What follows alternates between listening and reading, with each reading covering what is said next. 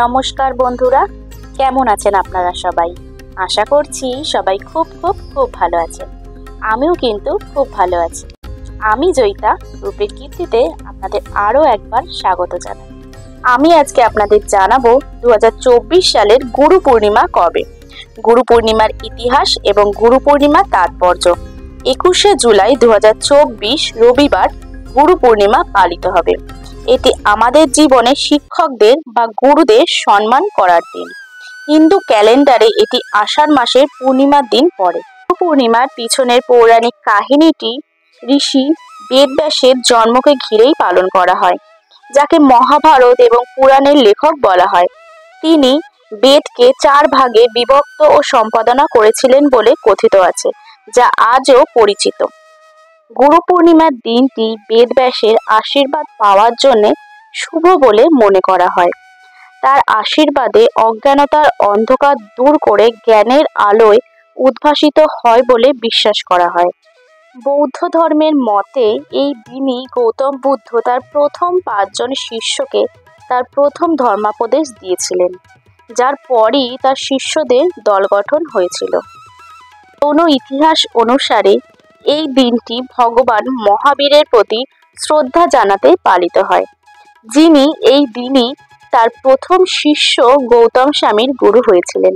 ভারতের প্রাচীনকাল থেকে কৃষকরা এই দিনে ঈশ্বরকে ধন্যবাদ জ্ঞাপন করেন একটি ভালো বৃষ্টিপাত দেওয়ার জন্য, যা পরবর্তী ফসলের জন্য উপকারী হবে।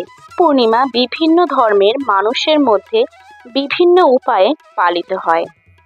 হিন্দু ধর্মে গুরু পূর্ণিমা, হিন্দুরা গুরু পূর্ণিমাকে ব্যাস পূজা হিসেবেও উদযাপন করেন।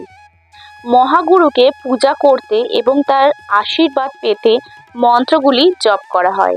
দিনভর ভক্তিমূলক গান গাওয়া হয়, ফুলও উপহার দেওয়া হয় এবং প্রসাদ বিতরণ করা হয়।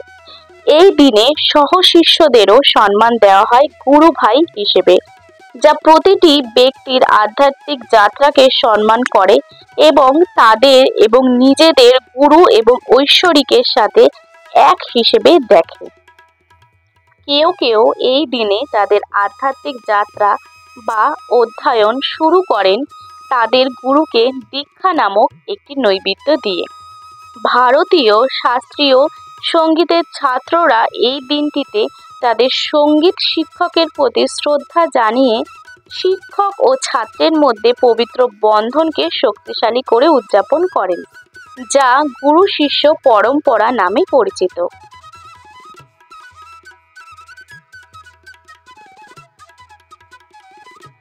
বৌদ্ধ ধর্মের গুরু পূর্ণিমা, বৌদ্ধরা গুরু পূর্ণিমা উদযাপন করেন উপাসনা নামে একটি আচার অনুষ্ঠানের মাধ্যমে।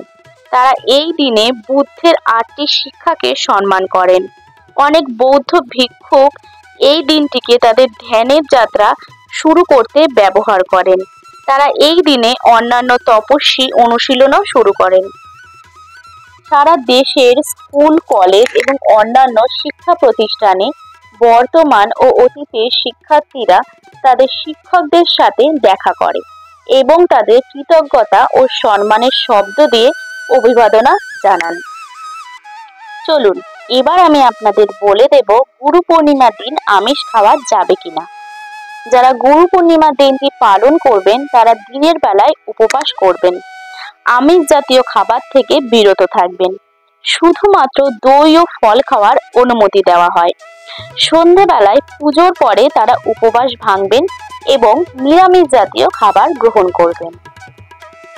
গুরু পূর্ণিমা হলো একটি হিন্দু ছুটির দিন, যা আধ্যাত্মিক শিক্ষকদের সম্মানে পালিত হয়। এটি আষাঢ় মাসের পূর্ণিমা তিথিতে পড়ে। গুরুর মন্ত্র কোনটি?